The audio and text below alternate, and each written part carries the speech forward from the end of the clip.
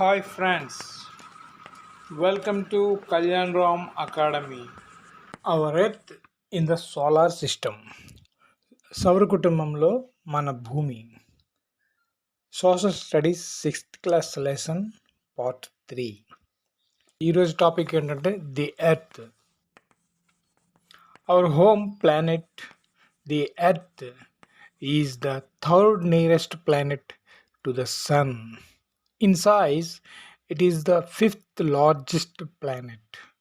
మనం నివసిస్తున్న భూమి సూర్యుని నుండి 3వ గ్రహం. పరిమాణంలో ఇది 5వ అతిపెద్ద గ్రహం. It is slightly flattened at the poles and bulges in the middle. అంటే ఇది ధ్రువాల వద్ద కొద్దిగా సమతలంగా ఉంది, మధ్యలో ఉబ్బెత్తుగా ఉందన్నమాట. That is why its shape is described as a geoid. అందుకే దాని ఆకారాన్ని జియోయిడ్గా అభివర్ణించారు. Geoid means an earth like shape. Geoid అంటే భూమి లాంటి ఆకారం అన్నమాట. The only natural satellite of the earth is the moon. భూమి యొక్క ఏకైక సహజ గ్రహం చంద్రుడు.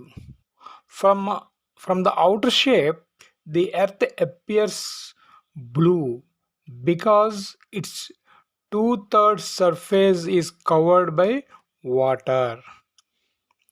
బాహ్య అంతరిక్షం నుండి, ఫ్రమ్ ద outer space, భూమి నీలం రంగులో కనిపిస్తుంది ఎందుకంటే దాని 3/2 ఉపరితలం నీటితో కప్పబడి ఉంది.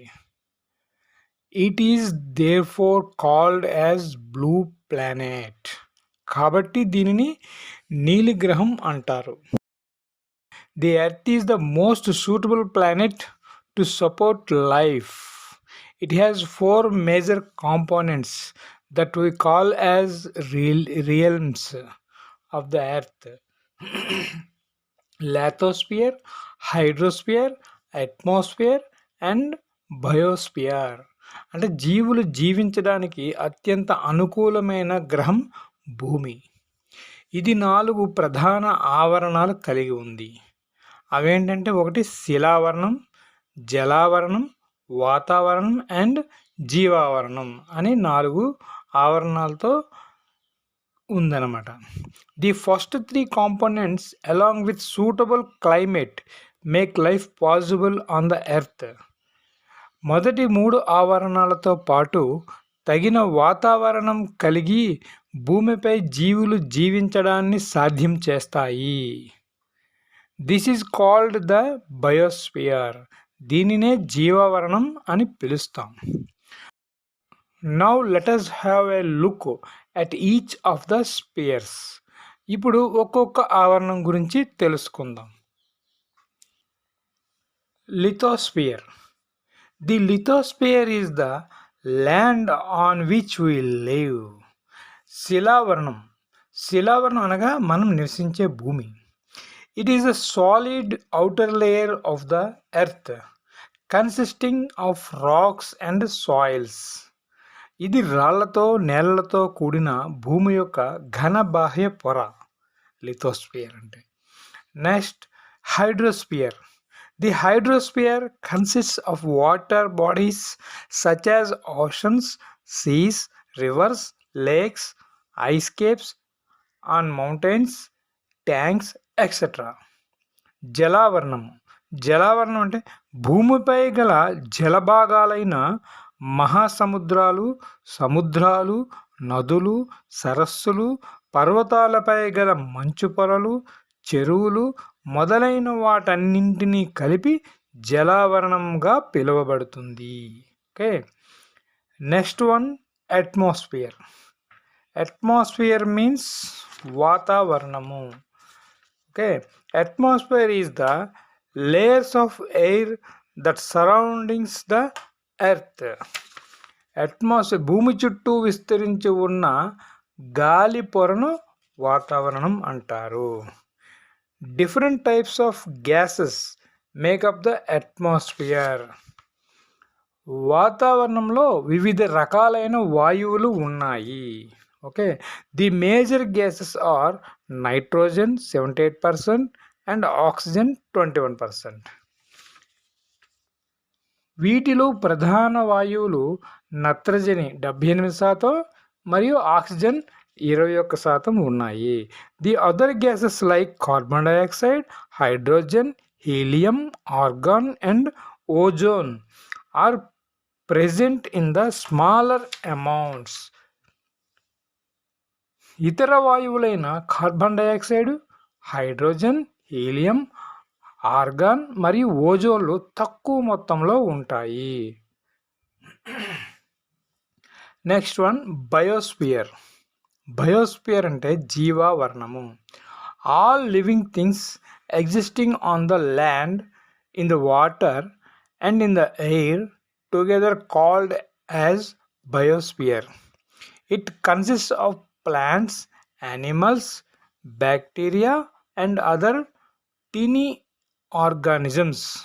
భూమిపైన నీటిలో గాలిలో ఉండే అన్ని రకాల జీవులను కలిపి జీవావరణం అని పిలుస్తారు. ఇది మొక్కలు, జంతువులు, బ్యాక్టీరియా, ఇతర సూక్ష్మజీవులను కలిగి ఉంటుంది. We will learn more about these pairs in higher cases.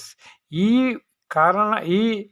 ఆవరణాల గురించి పై తరగతుల్లో మీరు మరింత నేర్చుకుంటారు.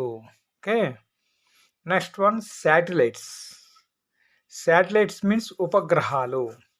ఏ satellite is celestial body that moves around the planets in the same way as the planets move around the sun. సూర్యుని చుట్టూ గ్రహాలు తిరుగుతున్నట్లే గ్రహాల చుట్టూ కొన్ని ఖగోళ వస్తువులు తిరుగుతున్నాయి. Mercury and Venus do not have any satellites. అలాగే మన గ్రహాల్లో, సూర్యుని చుట్టూ తిరిగే గ్రహాలలో బుధుడు మరియు శుక్ర గ్రహాలకు మాత్రం ఉపగ్రహాలు లేవు. All together planets have satellites. మిగిలిన అన్ని గ్రహాలకు ఉపగ్రహాలు ఉన్నాయి. ది మూన్, చంద్రుడు. Hour earth has only one natural satellite, that is the moon. మన భూమికి గల ఏకైక సహజ ఉపగ్రహం చంద్రుడు. దీని వ్యాసం భూమి యొక్క వ్యాసంలో 4వ వంతు మాత్రమే. Its diameter is only 1/4 that of the earth. దీని వ్యాసం భూమి యొక్క వ్యాసంలో 4వ వంతు మాత్రమే. It appears so big because it is nearer to our planet than other celestial bodies. ఇది ఇతర ఖగోళ వస్తువుల కంటే మన గ్రహానికి దగ్గరగా ఉండడం వలన చాలా పెద్దదిగా కనిపిస్తుంది. It is about 3,84,400 kilometres away from us. అంటే చంద్రుడు భూమి నుండి 3,84,400 కిలోమీటర్ల దూరంలో ఉన్నాడు. Okay, now you can compare the distance of the earth from the sun and that from the moon. ఇప్పుడు మీరు సూర్యుని నుండి మరియు చంద్రుని నుండి భూమి యొక్క దూరాన్ని పోల్చవచ్చు. The moon moves around the earth in the about 27 days. చంద్రుడు భూమి చుట్టూ ఒకసారి తిరగడానికి 27 రోజులు పడుతుంది. It takes exactly the same time to complete one spin. అలాగే తన చుట్టూ తాను తిరగడానికి సరిగ్గా అదే సమయం పడుతుంది. As a result only one side of the moon is visible to us on the earth. ఫలితంగా చంద్రుని యొక్క ఒకవైపు మాత్రమే భూమిపై మనకు కనిపిస్తుంది. The moon does not have conditions favourable for life. చంద్రునిపై జీవులు జీవించడానికి అనుకూలమైన పరిస్థితులు లేవు. Okay, it has mountains, plains and depressions on it's surface. దాని ఉపరితలం పర్వతాలు మైదానాలు మరియు గుంతలను కలిగి ఉంటుంది. These cast shadows on the surface of the moon. చంద్రుని ఉపరితలంపై అవి నీడలను కలుగజేస్తాయి. Okay, next man made satellite. Man made satellite అంటే మానవ నిర్మిత ఉపగ్రహం అన్నమాట. It is an artificial body. It is designed by scientists to gather information about the universe and the earth for communication. అంటే ఇది కృత్రిమమైనది, భూమి గురించి సమాచారం సేకరించడానికి లేదా సమాచార ప్రసారం కొరకు శాస్త్రవేత్తలు దీన్ని రూపొందించారు. Okay, it is carried by a rocket and placed in the orbit around the earth and other solar bodies. అంటే ఇది రాకెట్ ద్వారా తీసుకువెళ్ళబడి భూమి మరియు ఇతర సౌర వస్తువుల చుట్టూ కక్షలో ఉంచబడుతుంది. Okay, some of the Indian satellites in space are INSAT, IRS, EDUSAT etcetera. అలాగే అంతరిక్షంలో ఉన్న కొన్ని భారతీయ ఉపగ్రహాలు ఏమిటంటే ఇన్సాట్, ఐఆర్ఎస్, ఎడ్యుసాట్ మొదలైనవి ఉన్నాయన్నమాట. Okay, next asteroids. ఆస్ట్రాయిడ్స్ అంటే గ్రహ శకలాలు. Apart from the planet and satellites. There are number of small rocky objects which also move around the sun. గ్రహాలు ఉపగ్రహాలు కాకుండా సూర్యుని చుట్టూ తిరిగే చిన్న రాతి వస్తువులు కూడా చాలా ఉన్నాయి. These bodies are called asteroids. వీటిని గ్రహ శకలాలు అంటారు. These are found between the orbits of Mars and Jupiter. ఇవి అంగారక, బృహస్పతి కక్ష్యల మధ్య ఉన్నాయన్నమాట. Okay, scientists are of the view that asteroids are parts of the planet which exploded many years back. ఈ గ్రహ శకలాలు చాలా సంవత్సరాల క్రితం పేలిన గ్రహం యొక్క భాగాలు అని శాస్త్రవేత్తల అభిప్రాయం. ఓకే, నెక్స్ట్ మెటియోరాయిడ్స్ అంటే ఉల్కలు. The small pieces of rocky or metallic bodies which move around the sun are called meteoroids. అంటే సూర్యుని చుట్టూ తిరిగే చిన్న చిన్న రాళ్లను ఉల్కలు అంటారు. Sometimes these meteoroids come near the earth and tend to drop upon it. కొన్నిసార్లు ఈ ఉల్కలు భూమి దగ్గరకు వచ్చి దానిపై పడిపోతాయి. During the process due to friction which the air they get heated up and burn. ఈ ప్రక్రియలో గాలితో ఘర్షణ కారణంగా అవి వేడెక్కి కాలిపోతాయి. It causes a flash of light. ఈ సందర్భంలో ఇవి వెలుతురును కలుగజేస్తాయి. Okay, sometimes a meteor without being completely burned falls on the earth and creates a hollow. కొన్నిసార్లు పూర్తిగా కాలిపోకుండా ఒక ఉల్కాపాతం భూమిపై పడినప్పుడు గుంతలను సృష్టిస్తుంది. నెక్స్ట్ కామెట్స్ అంటే తోకచుక్కలు. A comet is a celestial object made up of a head and a tail. తోకచుక్క అంటే తల, తోకతో కనిపించే ఖగోళ వస్తువు. The head of a comet consists of solid particles held together by ice and the tail is made of gases. Okay, తోకచుక్క యొక్క తల మంచుతో కలిగి ఉండే ఘన కణాలను కలిగి ఉంటుంది మరియు తోక వాయువులతో తయారవుతుంది. Halley's comet is the most famous comet which comes close to the earth every 76 years.